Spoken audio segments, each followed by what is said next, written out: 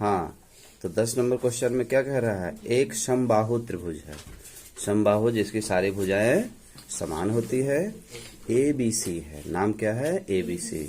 क्षेत्रफल 17,320.5 centimetre square है। इस त्रिभुज के प्रत्येक शीर्ष को केंद्र मानकर त्रिभुज की भुजा के आधे, जो त्रिभुज का भुजा है उसके आधे के बराबर की त्रिज्या लेकर के एक वृत्त खींचा जाता है। ये आकृति में आप देख भी पा रहे हैं, ये समबाहु त्रिभुज है और इस भुजा के आधे पर से ये वृत्त खींचा गया है। ठीक है, समझ पा रहे हैं। हाँ, छायांकित भाग का क्षेत्रफल ज्ञात करना है। पाई का मान 3.14 लेना है और √3 का मान इतना लेना है। ठीक है, √3 का मान वैसे 1.73 से काम चलाते हैं, लेकिन यहाँ पास पूरा लेना है। ठीक है, तो आइए समझते हैं। तो जो दिया है वो हमने लिख लिया। क्या दिया है, समबाहु त्रिभुज का क्षेत्रफल दिया है। उसके बाद त्रिभुज के आधे भुजा है ना, त्रिभुज के आधे भुजा को वृत्त की क्या माना गया है, त्रिज्या माना गया है, यानी R है ना, और पाई का मान और √3 का मान, ये सारा चीज हमारे क्वेश्चन में दिया हुआ है। छायांकित भाग की क्षेत्रफल निकालने की हमको कोशिश करनी है। ठीक है, तो छायांकित भाग का क्षेत्रफल निकालने के लिए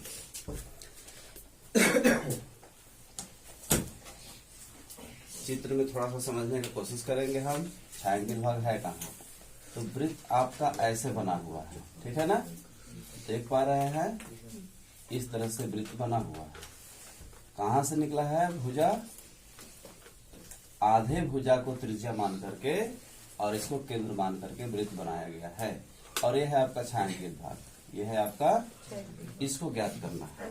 तो जाहिर सी बात है कि इससे हमको कोई लेना देना नहीं है। ठीक है, ये डिस्टर्ब करने के लिए दिया है। अच्छा, दूसरी बात, जब हम इस छायांकित भाग का क्षेत्रफल निकाल लेंगे तो हमको इसका, इसका और इसका, इन तीनों का क्षेत्रफल माइनस करना पड़ेगा। ठीक है, अच्छा, तो आप थोड़ा सा यहाँ समझेंगे कि समबाहु त्रिभुज के सभी कोण क्या होते हैं, 60 अंश के होते हैं। पता है आपको? हाँ, ये याद रहना चाहिए, है ना, ये याद करने वाली बात हो गई। समबाहु त्रिभुज के सभी कोण कितने के होते हैं, 60 अंश के होते हैं। तो जब इसको टोटल आप काउंट करेंगे 60, 60 और 60, तो कितना होगा, 180 होगा। यानी कि इस क्षेत्र को देख पा रहे हैं, ये वृत्त का एक अंश है, वृत्त का एक अंश है। चतुर्थांश नहीं कहेंगे इसको। चतुर्थांश का कोण का माप 90 अंश होता है। देखिए, ये है चतुर्थांश, ठीक है ना, इसका क्या होता है, 90 अंश होता है, जबकि इसका 60 है। तो यदि 60-60 तीनों को यदि हम जोड़ते हैं, ध्यान से देखिएगा, ये देखिए, ये हो गया 60, ठीक है, एक ठो उठा के हम यहाँ लिख दिए, और दूसरा इसको यदि मान लिए 60, ये उठा के लिख दिए, और तीसरा यदि ये हो गया 60, 60, 60, 60, तो कितना हो गया टोटल, और ये अब क्या बन रहा है, ध्यान से देखिए, कैसा वृत्त बना है, अर्धवृत्त बना है। समझ में आ गई बात? तो साफ ये निकल के आ रहा है कि इन तीनों को एक साथ जब ले लेंगे तो ये अर्धवृत्त होता है और ये जगह है खाली। यानी हमको सिर्फ इसी का क्षेत्रफल निकालना है ना, तो इसका क्षेत्रफल निकालने के लिए इस त्रिभुज के पूरे क्षेत्रफल में से इन तीनों का क्या करना होता है, माइनस करना होता है। तो इन तीनों को मिलाकर के क्या बन रहा है, अर्धवृत्त बन रहा है। तो अर्धवृत्त का यदि हमको आर पता चल जाए, ये क्या है, आर है ना, अर्धवृत्त का आर यदि हम पता कर लें तो फिर अर्धवृत्त का सूत्र हम लगा करके उसका क्षेत्रफल निकाल लेंगे।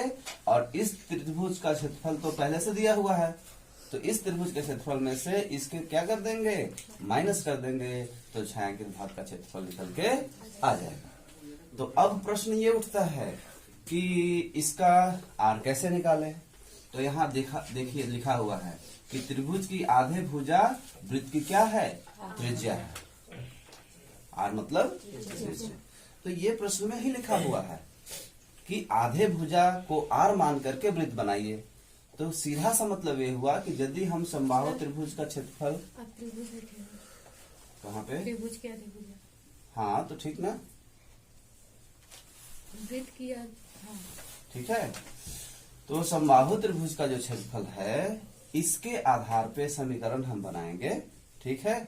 ये देखिए समबाहु त्रिभुज का क्षेत्रफल है ना, तो इसके आधार पे हम क्या बना लेंगे, समीकरण बना लेंगे। तो यहाँ से हम समबाहु त्रिभुज का भुजा पता कर लेंगे, फिर उसको जैसे ही आधा करेंगे तो हमारा आर बन जाएगा, आर बन जाएगा तो काम हो जाएगा, ठीक है। तो चलिए यहाँ लिखिए समबाहु त्रिभुज का क्षेत्रफल बराबर ये दिया हुआ है तो उसको ले लीजिए, ठीक है। अच्छा अब इसका सूत्र क्या होता है, √3/4 a स्क्वायर, ठीक है। ये बन गया ना समीकरण।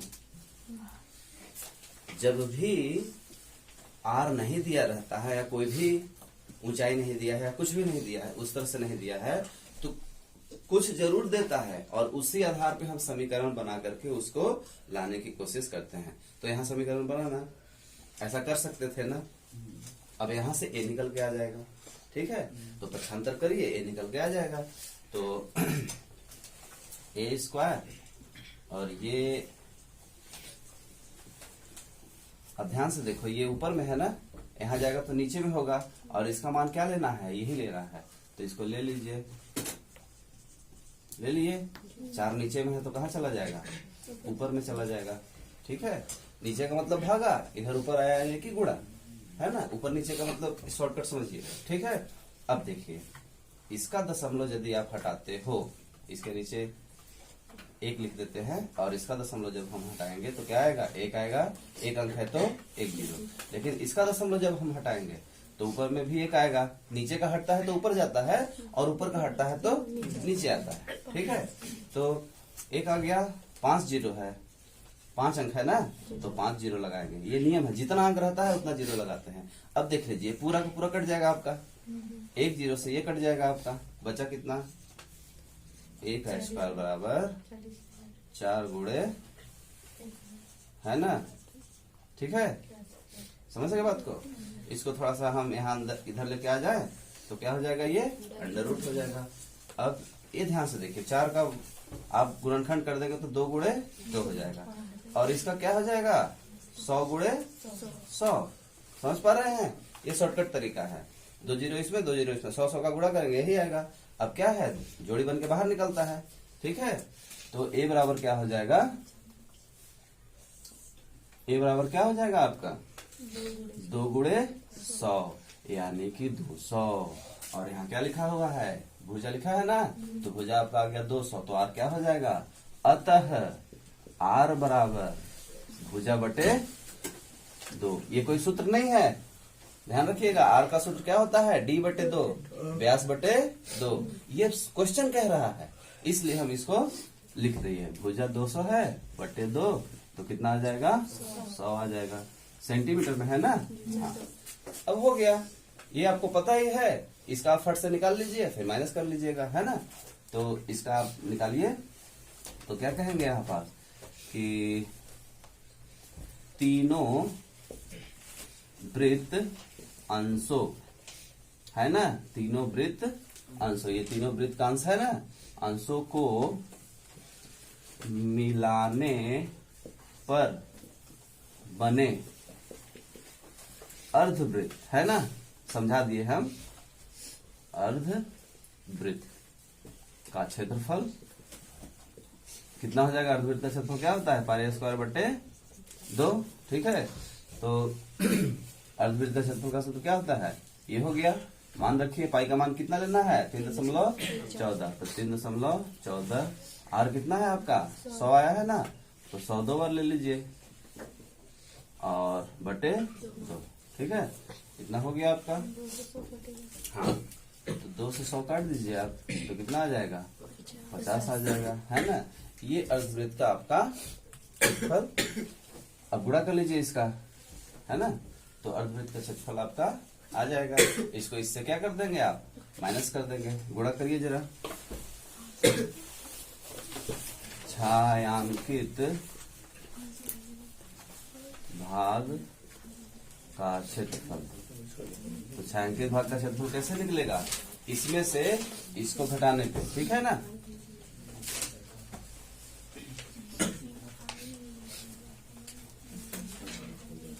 कहने का मतलब कि 0.00 पूरा हाँ 1 5 7 0.00 तो उसका तो कोई मतलब है नहीं। तो 1570 इतना ही आया है। 1570 गुणा करके 50 का 100 में करेंगे तो 5000 हो जाएगा, और उसका इसमें करेंगे तो सॉरी हाँ 500 कैसे होगा? 50 का 100 में करेंगे तो 5000 है ना, और उसका इसके साथ गुणा करेंगे तो इतना आएगा। ठीक है, अब उसको इसमें घटाना है। घटा लीजिए आंसर आ जाएगा।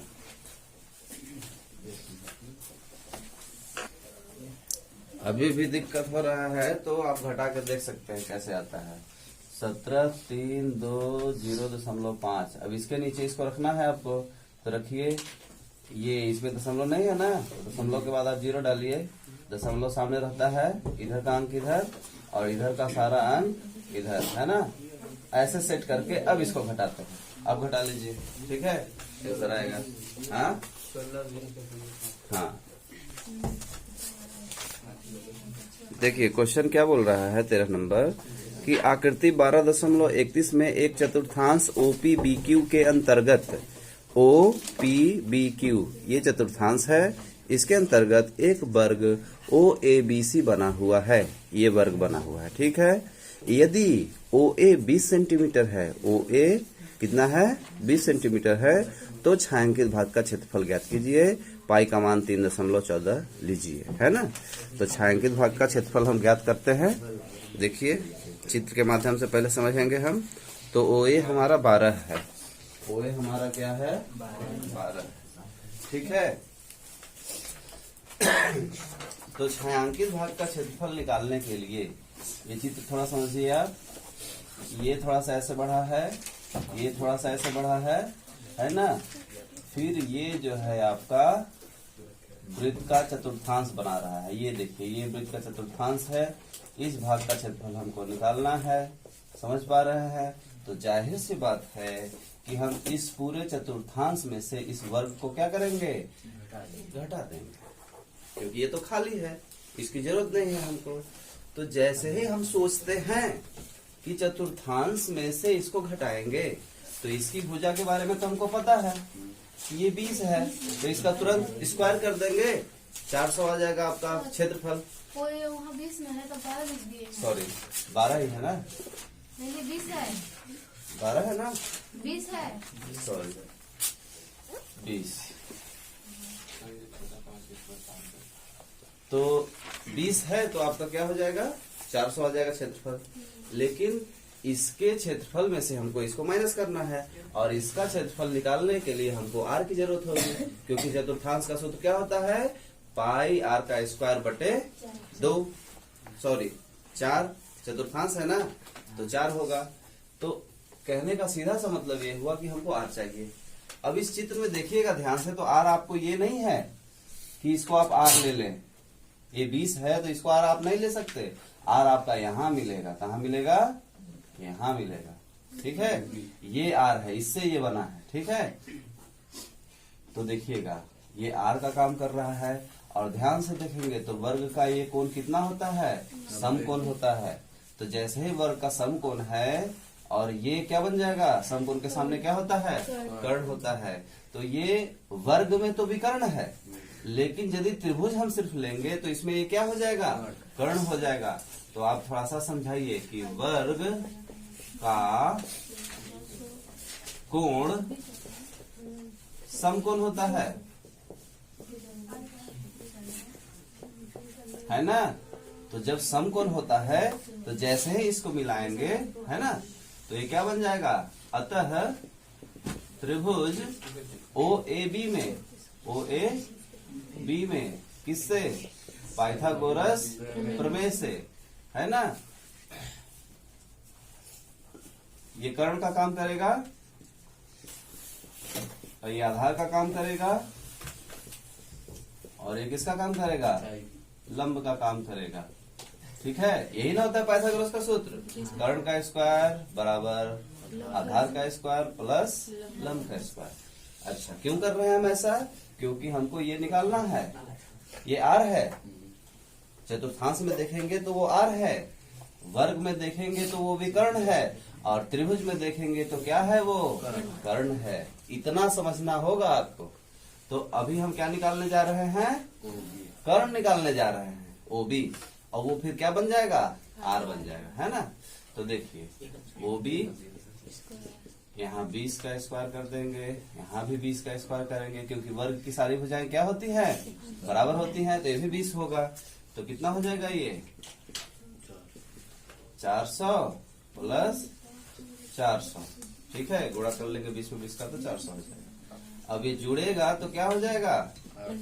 800, और ये स्क्वायर जब इधर जाएगा तो क्या हो जाएगा? Under root. अब इसका आप क्या करेंगे? गुणनखंड करके निकालेंगे। तो देखिएगा, 800 का आप वर्ग जब करेंगे, अंडर रूट में है, इसका फैक्टराइज करेंगे आप गुणनखंड, तो 20 से डायरेक्ट आप कर सकते हैं, है ना। 20 से करेंगे तो कितना आएगा? 20 चौको 80, है ना, 40, है ना।